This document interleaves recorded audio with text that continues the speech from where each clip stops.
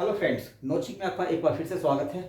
आज पढ़ेंगे ट्रायंगल का सिमिलरिटी। ट्रायंगल क्लास 10 का, उसमें भी सिमिलरिटी ऑफ ट्रायंगल, सिमिलरिटी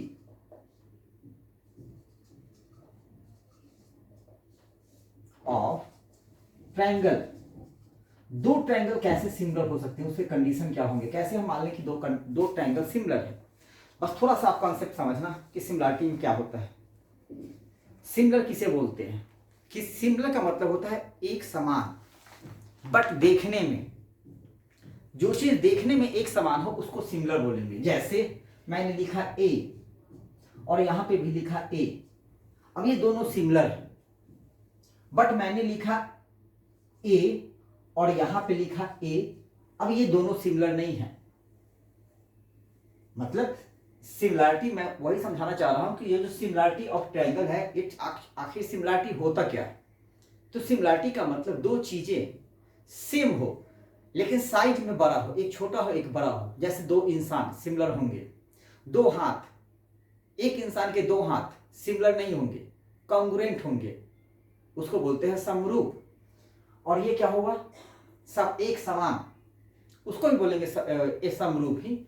और वो तो आ जाता है कॉन्ग्रुएंसी में। ठीक है, सिमिलरिटी के साइन होते हैं ऐसे, कॉन्ग्रुएंसी के साइन होते हैं ऐसे, इक्वल भी और सिमिलर भी। तो वो कॉन्ग्रुएंसी में क्या हो जाता है, इक्वल हो जाता है। तो उसमें क्या होता है, अगर मैंने ए ऐसे लिखा और दूसरा भी ऐसे लिखा, इतना ही बड़ा, तो इसको बोलेंगे क्या, कॉन्ग्रुएंट। जैसे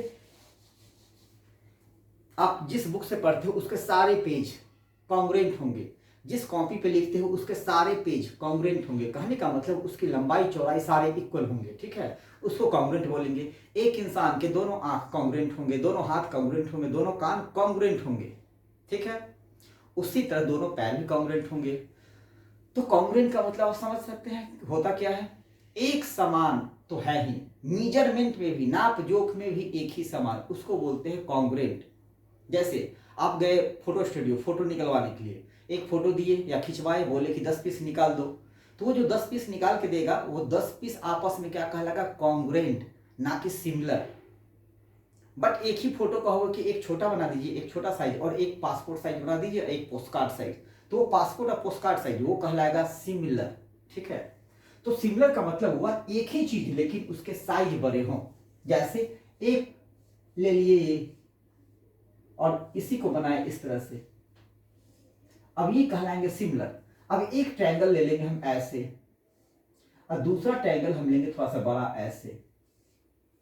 ठीक है, एक ट्रायंगल हम लिए इतना बड़ा सपोज, और दूसरा ट्रायंगल इसको छोटा ऐसे कर दिए। अब ये बड़ा वाला ट्रायंगल छोटा वाला सिमिलर होंगे। अब और छोटा कर दिए तो ये छोटा वाला फिर बड़ा वाला वो भी सिमिलर होंगे, ये सारे आपस में सिमिलर होंगे। एक और बना दिए ये भी सिमिलर, एक और बना दिए ये भी सिमिलर, मतलब सारे सिमिलर होंगे। ठीक है, तो सिमिलरिटी का मतलब हुआ कि कोई ट्रायंगल के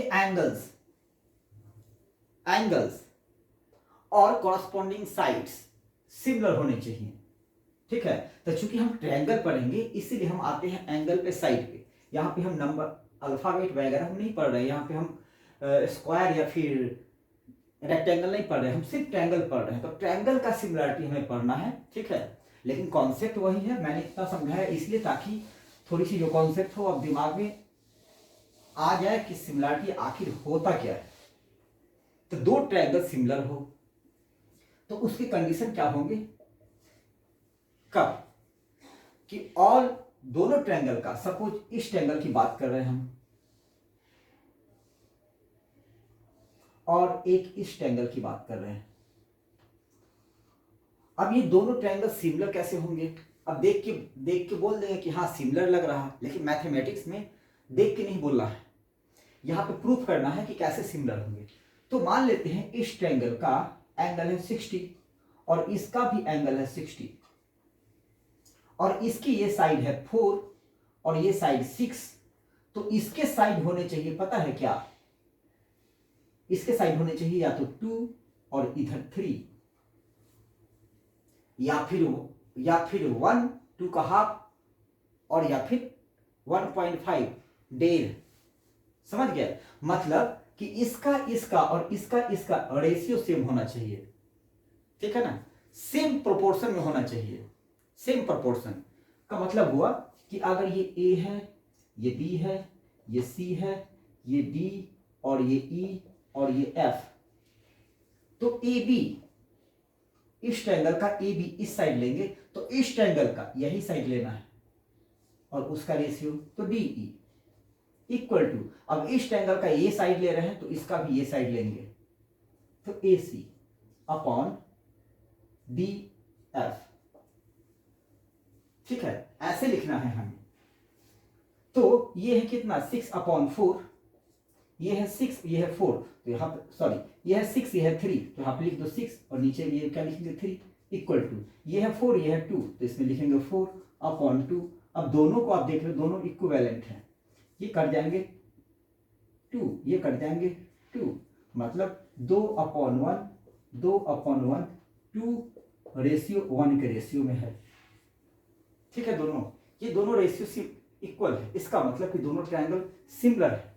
अब इसी में मान लिया कि क्वेश्चन दे दे कि दो ट्रायंगल सिमिलर हैं, अब ये पता नहीं है आपको, अब बता दे कि ये दिया हुआ है गिवन, क्वेश्चन ऐसे ही आएंगे, इससे ऐसा कुछ नहीं होता, इससे ज्यादा नहीं आते, जितना मैं बता रहा हूँ क्वेश्चन वैसे ही आएंगे, बस आपको दिमाग में उसमें क्वेश्चन चेंज कर देता है, फिगर चेंज कर देता है।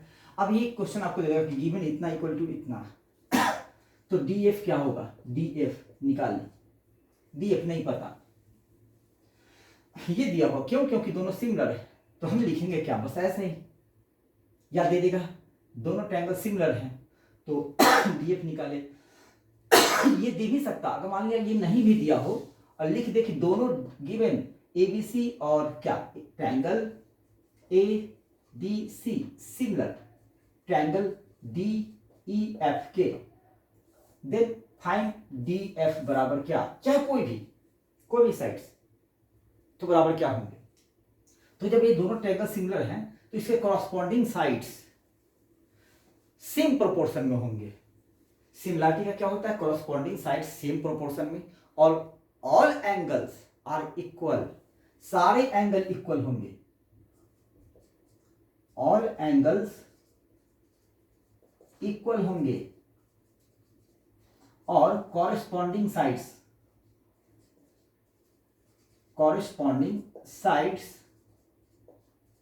ये फर्स्ट ये सेकेंड, दूसरा कॉरस्पॉन्डिंग साइड्स सेम प्रोपोर्शन में होंगे, क्या सेम प्रोपोर्शन में होंगे।